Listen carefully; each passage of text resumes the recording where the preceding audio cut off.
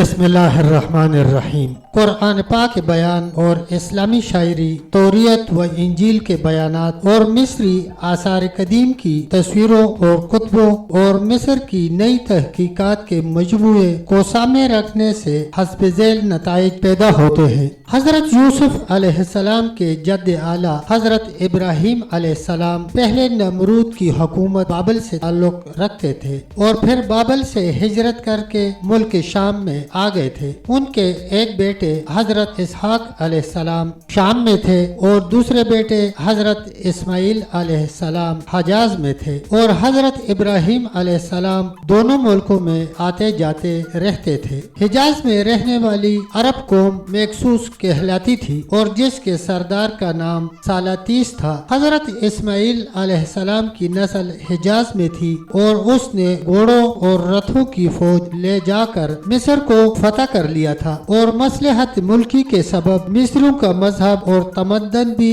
اختیار کر لیا تھا، اور یہ لوگ ہیکسوس خاندان کے فرعون کہے جاتے تھے۔ گویا حضرت ابراہیم علیہ السلام کے بیٹے حضرت اسماعیل علیہ السلام کی اولاد مصر پر حکومت کرتی تھی، اور حضرت اسحاق علیہ السلام کی اولاد شام میں حکومت کرتی تھی۔ حضرت یعقوب علیہ السلام ملک شام کے شہر کنعان میں رہتے تھے، اور وہ حضرت اسحاق علیہ السلام کی نسل میں سے تھے، اور ملک شام کبھی کبھی فرعون مصر کے قبضے میں چلا جاتا تھا۔ حضرت یعقوب علیہ السلام کا نام اسرائیل تھا، اور ان کی اولاد بنی اسرائیل اور یہودی کہلاتی ہے۔ حضرت یعقوب علیہ السلام کے 12 بیٹے تھے، اور حضرت یوسف علیہ السلام اور بنیامین ایک ماں سے سکے بھائی تھے، جبکہ ان کے باپ چھوٹی بیوی کے ان چھوٹے لڑکوں سے زیادہ محبت کرتے تھے، جس پر بڑے بھائیوں کو حسد ہوا، اور انہوں نے حضرت یوسف علیہ السلام کو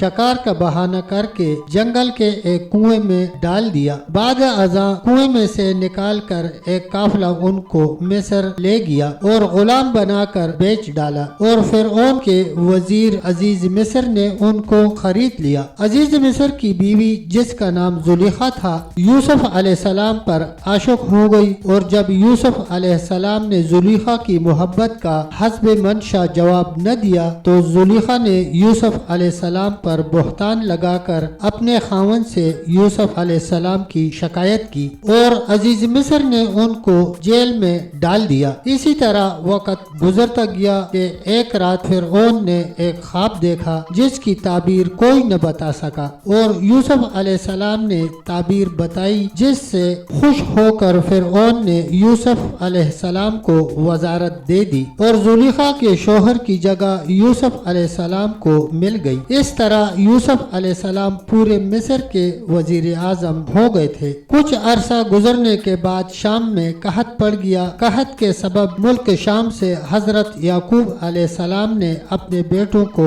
غلہ لانے کے لیے مصر بھیجا، تو حضرت یوسف علیہ السلام نے اپنے بھائیوں کو پہچان لیا اور سیاسی حکمت عملی کے ساتھ اپنے چھوٹے بھائی کو بھی مصر میں بلا لیا۔ آخر فرعون کی اجازت سے یوسف علیہ السلام نے اپنے والد حضرت یعقوب علیہ السلام کو بھی مصر میں بلا لیا، اور ان کا پورا خاندان اور ان کی قوم کے اکثر افراد مصر میں آ گئے، اور ان کو مصر کا ایک اچھا علاقہ رہنے کے لیے دیا گیا۔ حضرت یوسف علیہ السلام کے کام سے فرعون اس قدر خوش تھا کہ فرعون نے اپنے مورث اعلیٰ سالاتیس کا نام بطور خطاب کے ان کو دیا تھا۔ جب حضرت یعقوب علیہ السلام مصر میں آئے تو حضرت یوسف علیہ السلام نے ان کو فرعون سے بھی ملوا دیا۔ فرعون نے یعقوب علیہ السلام کی عمر پوچھی تو یعقوب علیہ السلام نے اپنی عمر 100 برس بتائی۔ مصر کے قدیمی حکمران خاندان نے بیکسوس اسماعیل عرب خاندان کی حکومت سے بغاوت کی، اور طویل خون ریزی کے بعد میکسوس خاندان کی حکومت جاتی رہی۔ اس طرح قریبی خاندان پھر برسر اقتدار آ گیا۔ حضرت یعقوب علیہ السلام کی اولاد چونکہ میکسوس یعنی اسماعیلی عرب نسل سے تعلق رکھتی تھی، اور میکسوس نے ان کو مصر میں لا کر آباد کیا تھا، اس لیے بھی حکومت نے یہودیوں کو غلام بنا لیا اور ان کو اپنے وطن ملک شام میں واپس جانے سے روک دیا۔ فرعون منفتح کے باپ رامسیس دوم کے زمانے میں حضرت موسیٰ علیہ السلام پیدا ہوئے، उस वक्त बनी इसराइल की तादाद 6 लाख थी और फिरौन डरता था कि ये कौम बगावत न कर दे, इसलिए उसने हुक्म दे दिया कि बनी इसराइल के यहाँ जो लड़का पैदा हो कत्ल कर दिया जाए। हजरत मूसा अलैहिस्सलाम पैदा हुए तो उनकी माँ ने कत्ल के खौफ से उनको संदूक में डालकर दरिया में बहा दिया। संदूक को फिरौन की बीवी ने निकाल लिया और बच्चे को बेटा बनाकर पाला। जब हजरत मूसा अलैहिस्सलाम जवान हुए तो उन्होंने अपनी बरादरी के यहूदी की हमायत में एक मिस्री को मार डाला जो फिरौन की नस्ल में से था। कसास के डर से हजरत मूसा अलैहिस्सलाम मिस्र भाग गए और हजरत शुएब अलैहिस्सलाम के यहाँ पनाह ले ली। हजरत शुएब अलैहिस्सलाम ने अपनी बेटी की शादी हजरत मूसा अलैहिस्सलाम से कर दी थी। जब मूसा अलैहिस्सलाम ने सुना कि फिरौन मर गया है और उसका बेटा मनफताह फिरौन हुआ है तो वो मदीन से रुखसत होकर अपनी बीवी और भाई हारून अलैहिस्सलाम के साथ मिस्र में आ गए। रास्ते में तूर पहाड़ जहां अल्लाह ताला ने उनको पैगंबरी दी और मोजज़ात दिए। मूसा अलैहिस्सलाम ने फिरौन को बनी इसराइल का अकीदा कबूल करने की दावत दी और ये भी दरख्वास्त की कि वो अपनी कौम को मिस्र से शाम में ले जाएं। फिरौन ने कोई बात न मानी तो मूसा अलैहिस्सलाम ने मिस्र से 3 कोस दूर जाकर गाय की कुर्बानी की इजाजत चाही ताकि इन मिस्रियों की दिल आजारी न हो जो गाय की पूजा करते थे। यहाँ से फिरौन ने बहुत से झगड़ों के बाद मजबूर होकर इजाजत दे दी